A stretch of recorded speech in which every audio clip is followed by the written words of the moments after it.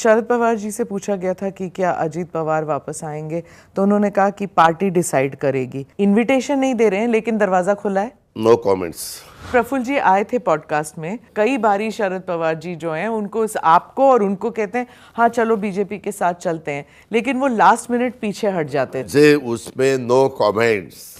क्यों, अब क्या हुआ? आप तो अपने दिल से बोलते हैं सब कुछ। क्या है वो? अपनी पत्नी को आपने सुप्रिया जी के अगेंस्ट लड़ने के लिए नहीं कहना चाहिए था। मुझे ऐसा फील हुआ कि नहीं करना चाहिए था। नहीं करना चाहिए था मतलब कि परिवार के लिए या पार्टी के लिए गलत था? परिवार के लिए गलत था। पुलवामा के पहले सर्वे जो आया वो सर्वे क्या था, और पुलवामा के बाद सर्वे आया होने के बाद तुरंत, तो सर्वे जब भारत देश का बॉर्डर का ऐसा कुछ इशू निकलता है तो तुरंत भारतीय सब एक हो जाते हैं। पॉलिटिकल इंस्टेबिलिटी इस राज्य में इतना हो चुका है, और जो पॉलिटिशियंस हैं, जो नेता हैं, they have not done there duty towards the people of the state. लेकिन ऑल इंडिया का सेंसस होना चाहिए। मुझे खुद को लगता है एक दफ़ा होना ही चाहिए। नमस्ते सर, आप ANI के पॉडकास्ट में आए, धन्यवाद। मैं स्टार्टिंग से ही आपसे यही सवाल पूछूंगी जो आज के अखबार में भी आया हुआ है, जो आपने कहा कि शायद अपनी पत्नी को आपने सुप्रिया जी के अगेंस्ट लड़ने के लिए नहीं कहना चाहिए था, तो इसके बारे में थोड़ा सा बताएंगे? स्मिता जी, मेरा स्वभाव ऐसा है, मेरे मन में जो आता है वो मैं बोल देता हूँ। मैं अभी नहीं, 35 साल हो गए मैं पॉलिटिक्स में हूँ, और ऐसे ही किसी ने मुझे सवाल पूछा इस चुनाव होने के बाद, मैं बहुत सोचता था कि ये क्या हुआ, कैसे हुआ, ये उसमें जिम्मेवार मैं हूँ। मैं किसी को दोष देना बिल्कुल नहीं चाहता, मैं अभी भी आपको भी बताता हूँ, लेकिन मुझे ऐसा फील हुआ कि मैंने ऐसा नहीं करना चाहिए था और ये बोल दिया। नहीं करना चाहिए था मतलब कि परिवार के लिए या पार्टी के लिए गलत था? परिवार के लिए गलत था। फैमिली में जब एक दूसरे के खिलाफ खड़े हुए, और खड़े होने के बाद तो एक हारने वाला था, एक जीतने वाला था। कोई भी जीतने वाला वो फैमिली का ही था, हारने वाला भी फैमिली का ही था। फैमिली के बाकी लोगों को तकलीफ होती थी, ऐसा सब मैंने देखा, इसलिए मैंने कहा जो मन में था वो कह दिया।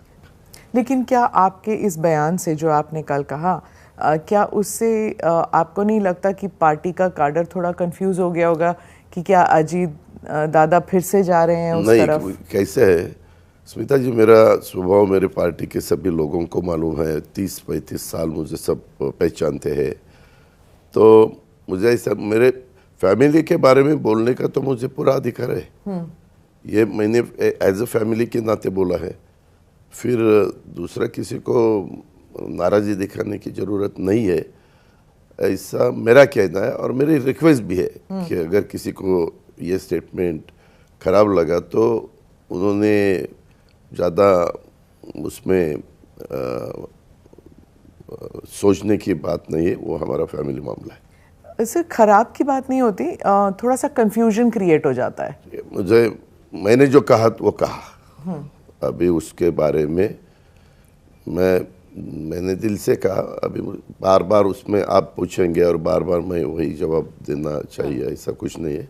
क्या महायुति के लोग उन्होंने आपको फ़ोन किया या उन्होंने आपसे पूछा कि आप इसको क्लैरिफाई कीजिए, नहीं तो हमारे कोalition में भी कंफ्यूजन? नहीं, मुझे किसी, एक मिनट स्मिता जी, मुझे कोई कुछ भी नहीं कहता, और मुझे जो मन में आता है वैसा मैं करने की कोशिश करता हूँ।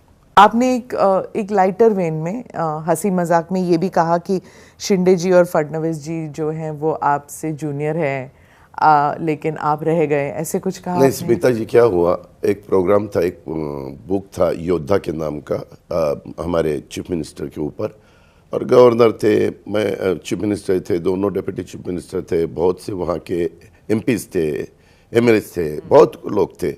एक ऐसा अलग टाइप का फंक्शन था, वो पॉलिटिकल फंक्शन नहीं था। हाँ। सभी पार्टियों के लोग थे ज़्यादा से ज़्यादा, और हम ऐसे, मैं बोलते वक्त मैं ऐसा कुछ सामने कुछ रखकर पढ़कर नहीं बताता, मैं स्पीच देता। पॉइंट होगा तो मैं ज़रूर देखता, मुझे अगर कोई पॉइंट अपना रह गया क्या नहीं रह गया क्या। लेकिन तब मेरे मन में आया, मैंने ऐसा ही सोचा कि अजीत पवार पॉलिटिक्स में 91 में आए, देवेंद्र जी 99 में आए और एकनाथ जी 2004 में आए। तो ये तो सब होते हुए वो 2004 वाले भी चीफ मिनिस्टर बने, 99 वाले भी चीफ मिनिस्टर बने। ऐसे हंसी मजाक में मैंने कहा, तो ऐसा कुछ नहीं, क्योंकि मुझे भी पता है फर्स्ट टाइम आने वाले चुनाव में जीत के, चुनाव में न जीत के आने वाले उद्धव ठाकरे साहब भी तुरंत चीफ मिनिस्टर बन सकते हैं, क्योंकि उनके पास 145 फिगर तैयार थी। महाराष्ट्र में जिसको भी चीफ मिनिस्टर बनना है उनके पास एमएलए के फिगर 145 होनी चाहिए। तो ये तो हर एक का नसीब का भाग है, और उनको आज तक उन्होंने जो भी काम किया है उसका भी भाग है। और हमारे इनको तो पहली दफ़ा ही मिला, उनको उद्धव ठाकरे साहब को मिला, हमारे पृथ्वीराज चौहान साहब को मिला। वो मेंबर ऑफ पार्लियामेंट थे, पीएम ऑफिस में वो मिनिस्टर थे, उसकी जिम्मेवारी पीएम ऑफिस की उनके पास थी।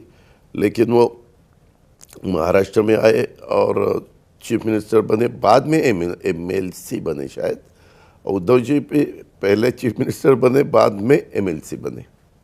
तो ऐसा भी होता है कि कोई तो कोई हाउस का, असेंबली का या विधानसभा विधान परिषद का कोई का भी ये काउंसिल का और नीचे न विधायक होते हुए भी चीफ मिनिस्टर बन सकते हैं।